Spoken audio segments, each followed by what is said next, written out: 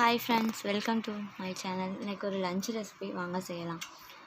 அடுப்பில் ஒரு பாத்திரம் வச்சுட்டு இப்போ நம்ம அதுக்கு லஞ்சுக்கு தேவையான பொரியல் செய்ய போகிறோம். நம்ம உருளைக்கிழங்கு வறுவல், அதுக்கு தேவையான எண்ணெய் ஊற்றிக்கலாம். அடுப்பில் ஒரு படைச்சட்டி வச்சுட்டு எண்ணெய் காஞ்சோன்னே கொஞ்சம் கடுகு சேர்த்துக்கலாம். கடுகு சேர்த்துட்டு நம்ம வெள்ளைப்பூடு உரித்து லைட்டாக தட்டி வச்சுருக்கோம். வெள்ளைப்பூடு கருவேப்பிலையும் போட்டு அந்த எண்ணெயில் கொஞ்சம் நேரம் வதக்கி விட்டுக்கலாம்.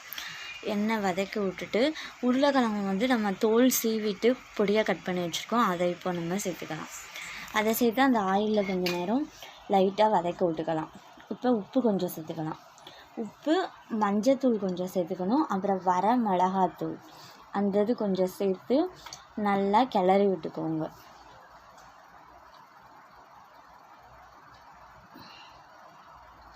கிளறி விட்டுட்டு நம்ம இதுக்கு தேவையான தண்ணி ஊற்றிட்டு ஒரு மூடி போட்டு மூடி வச்சிடலாம். அது கொஞ்சம் நேரம் வேகட்டும். 10 நிமிஷம் கழித்து பார்ப்போம். 10 நிமிஷம் ஆயிடுச்சு. இப்போ வாங்க ஓப்பன் பண்ணி பார்த்துக்கலாம்.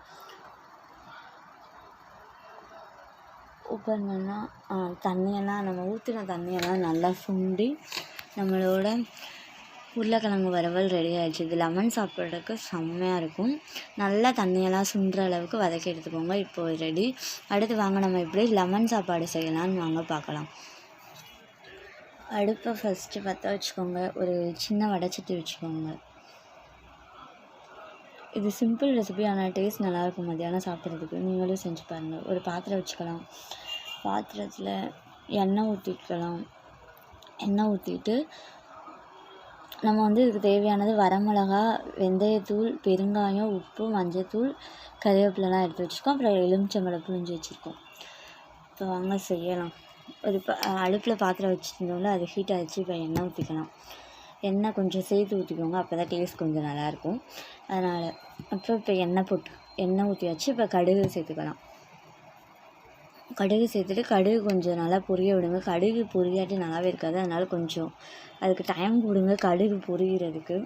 கடுகு பொரிஞ்சோடனே நம்ம கட் பண்ணி வச்சுருக்கோம்ல காஞ்ச மிளகா, அந்த இதை இப்போ நம்ம ஆயிலில் சேர்த்துக்கலாம்.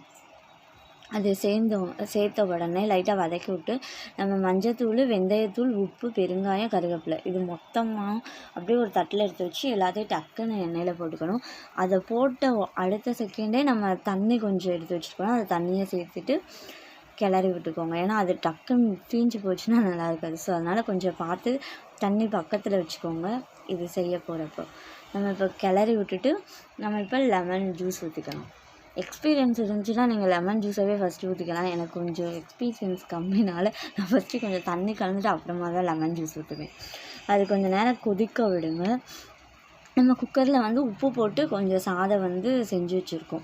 வடித்து செய்கிறதுனா கூட செஞ்சுக்கோங்க. அப்படி உதிரியாக கொஞ்சம் எடுத்து ஆற வச்சுருங்க. அந்த சூடெல்லாம் போடனா தான் கொஞ்சம் கிளறுனா நல்லாயிருக்கும் பருக்கையாக. இப்போ நம்ம சாப்பாடு வச்சுருந்தோம்ல, சாப்பாடோடு இந்த லெமன் ஜூஸை ஊற்றி கிளறுனா நம்மளோட லெமன் சாதம் ரெடி. நீங்களும் செஞ்சு பாருங்கள். லஞ்சுக்கு சூப்பராக இருக்கும். சிம்பிளான ரெசிபி தான், ஆனால் டேஸ்ட் நல்லாயிருக்கும். அப்பப்போ செஞ்சு சாப்பிட்டு பாருங்கள். லஞ்சை கொண்டு போகிறவங்களுக்கு செஞ்சு கொடுத்து விடுங்க. இது ரெசிபி தெரியும்னா எனக்கு பரவாயில்ல, நான் பிகினருக்கு சொல்லித்தரேன். நீங்களும் செஞ்சு பாருங்கள். சூப்பராக இருந்துச்சு. இன்றைக்கி நாங்கள் சாப்பிட்டோம் லஞ்ச் ரெசிபி. நீங்களும் செஞ்சு பாருங்கள். தேங்க்யூ ஃபார் வாட்சிங். இன்றைக்கி நான் லஞ்சுக்கு இந்த சாப்பாடு தான் கொண்டு போனேன். இந்த பாருங்கள், டிஃபன் பாக்ஸில் போட்டு வச்சுருக்கேன். நீங்களும் செஞ்சு பாருங்கள். தேங்க்யூ ஃபார் வாட்சிங். பாய்.